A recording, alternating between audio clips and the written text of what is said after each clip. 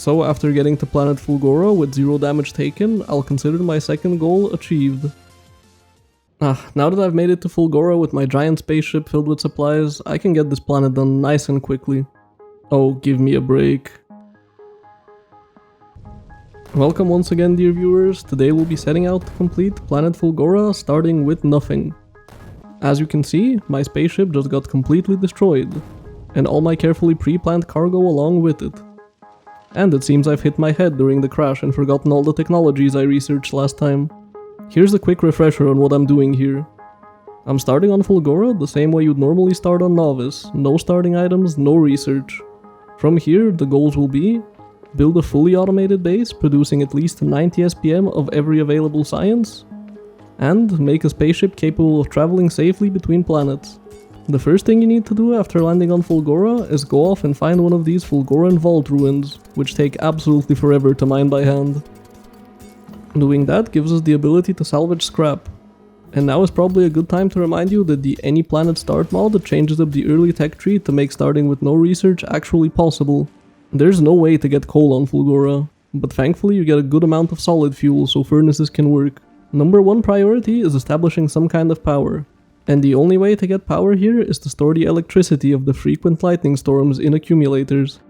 Once I have a bit of usable power stored up, the first thing I do is place down a recycler, both to help a bit with scrap recycling, but mostly since breaking down advanced items is the only way to get the basics like iron and copper plates here. So after setting up the recycler to work for a while, it's time to clear the garbage off this island. And I bet you've never seen burner miners being used on scrap before. Next we need to get some science going. And in my immense hubris, I attempted to run an entire second recycler. So then I need to spend the next few minutes waiting for the next lightning storm since I killed my accumulator supply. Then I recycle anything that can give me copper plates and start some red science production. Everything is hand-fed so far, but with so little production, it's definitely faster than trying to automate it. It's not like I have anything better to do than be a glorified inserter. The next 30 or so minutes went exactly like this. Recycle scrap, hand-feed science, and wait for research. I did also make some hand-fed belt and inserter production, since I want a bit of green science before I get working on something more resembling an actual base. I do love the first hour of a new playthrough being around 30% AFKing. After waiting around for science and resources, I decided it's time to switch over to something slightly better. Initially, I thought I'd just separate the resources like this using filter inserters, but then I remembered I need a lot of green circuits and plates as well. So I tried tacking on some recyclers to help with that, but I think it's clear that this won't work very well. And with more recyclers, we also need more burner miners. Even with scrap being twice as fast as any other ore to mine, we still need like 30 of them for a full yellow belt. With the increased resource output, I managed to get way more accumulators. But playing like this won't get me even close to my goals, so it's time for a redesign. I'll need to move to a bigger island and scale up massively, but to do that, I'll need supplies. And the idea of handcrafting thousands of belts, inserters and assemblers is making me want to vomit. So I'm building a new base, one with the sole purpose of getting access to a very basic mall. The idea here is basically a sushi belt, with balancing of items being handled by circuits. But like halfway through building it, I realized I haven't even researched combinators yet, so that idea went out the window. I'm sure there's a way to make it actually balance properly with 0 combinators, but I'm not gonna put that much effort in for a base I'll scrap in 30 minutes. So whenever something backs up, I'll just fix it manually. Thankfully, it still kinda works, so for now it's good enough. Now that I have supplies building up, it's time to go out and scout the nearby islands. And as luck would have it, the one right next door seems to be big enough for a real base.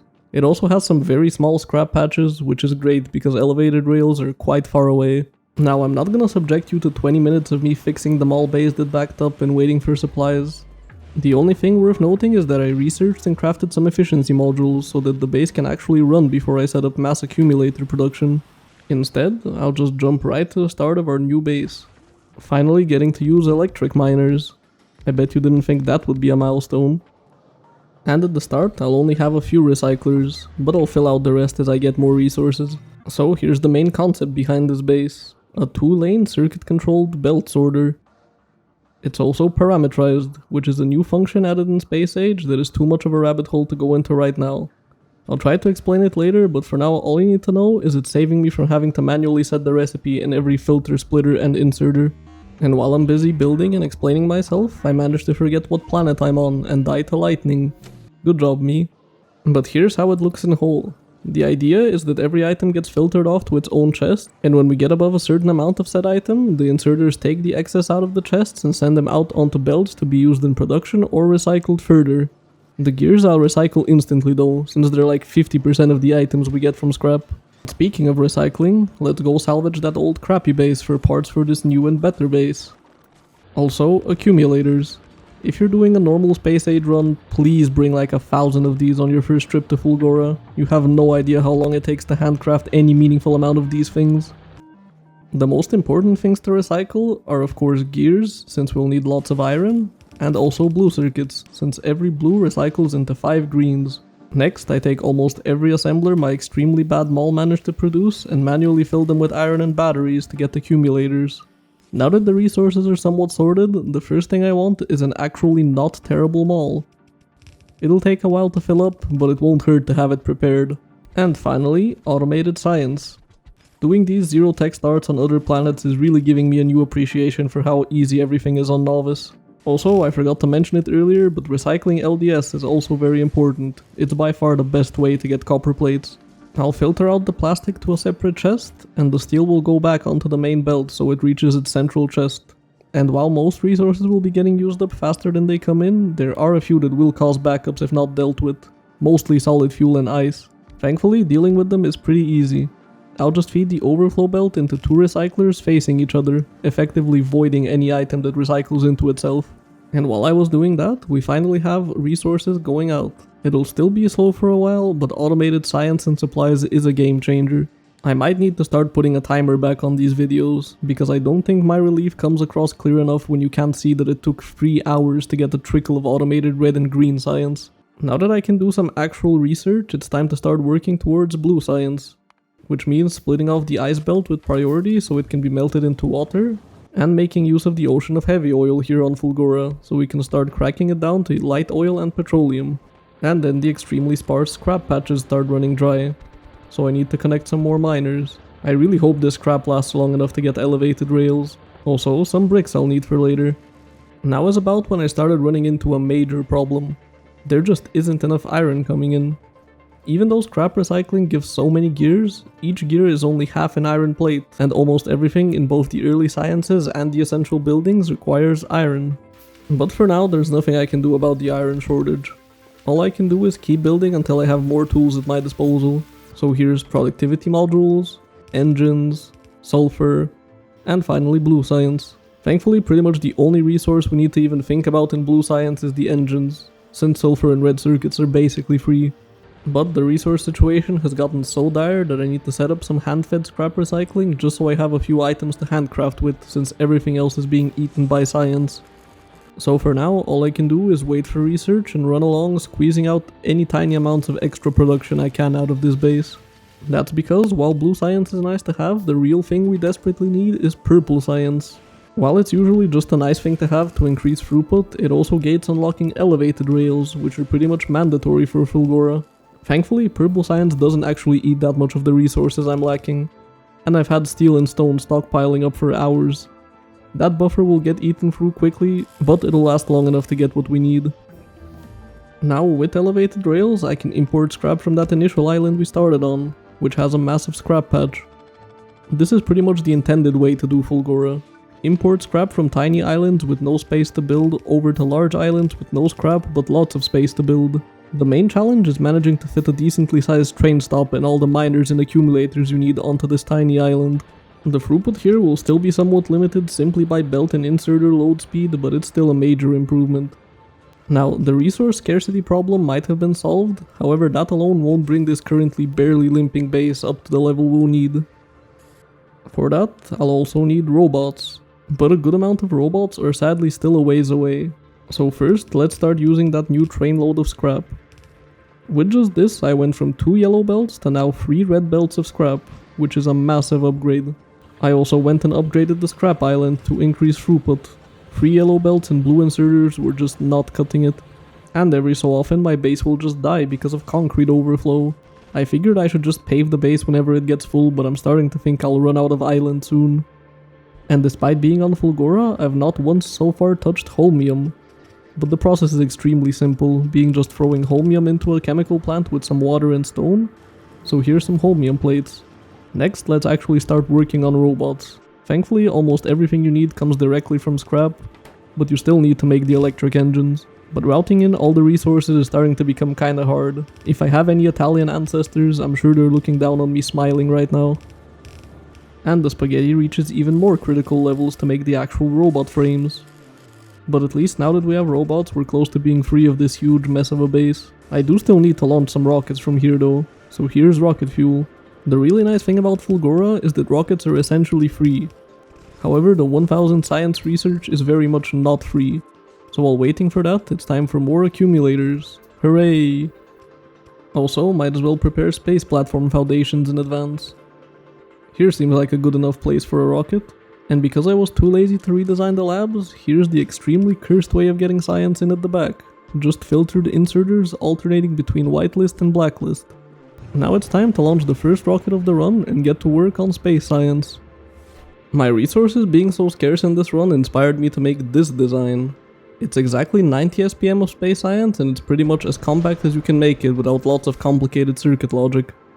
And in cases like these, it's pretty important to manually load your rockets. Well, it's not like I have robots to do it for me automatically anyway. While waiting for that ship to build, let's get some yellow science as well. It's also borderline free since the only thing you actually need to craft are the robot frames. It takes what feels like forever, but finally the last rocket takes off and our spaceship is operational. And now we can finally start the research that will unlock the full potential of Fulgora, logistics system. This base has taken us pretty far, but it's got to go. Throughput is limited, and with how recycling works, Fulgora is pretty much perfect for a robot base. So let's just drag a deconstruction planner over this whole base and unleash the bots. And for my next trick, I'll make the boring part of the footage disappear. Now let me show you the design concept for the new base. This is a 4-lane parametrized sorter. It's set up in a way that the passive provider chest will hold 20 stacks of whatever item the filter is set to. Anything over that amount will be put into an active provider chest to be shipped out to recyclers. And setting it up is as easy as placing the blueprint down and then clicking on the item I want sorted. Again, gears get instantly sent down a belt to recyclers since we get too many of them and I don't want to have my bots doing unnecessary work. How did I manage to increase scrap throughput, you might ask? Well, it's very complicated. I just started unloading the train on both sides. Just please avert your eyes from this abomination of a belt balancer. And here's how item overflow will be handled. 2 recyclers outputting into provider chests and fed by a filtered storage chest. Doing it this way is actually important, since I want anything that goes into the active providers to actually be recycled instead of going into crafting or storage. Just repeat this for every item that breaks down into something we want. And for the items we just want to avoid, it's the same concept but with recyclers feeding into each other. Another thing you can use parameters for is a bot mall. I have to admit I didn't figure this one out myself. I watched a guide by another YouTuber that I'll link in the description, so go check that out. Basically, it'll automatically set both the recipe and requests for your mall. And reading the logistics network, it will turn off the inserter once you have enough of said item. God, I love all the new space age features. Well, let's turn this base on. And once again, time to let the bots fly. Now that the base is working, let's start rebuilding the sciences. The nice thing about robot bases is how easy they make setting up builds like this. Just slam down a few assemblers in a requester chest and forget about it. It even works for bigger builds like engines, just as long as you have enough robots. Next is just rebuilding all the basics from the old base, but this time it's way easier and faster since I have a million robots flying around. Also, it's finally time to place down the first EM plant of this Fulgora only run. I'll just be using them to make accumulators though. Well, now it's time for the boring rebuild part of the playthrough. So you know what that means.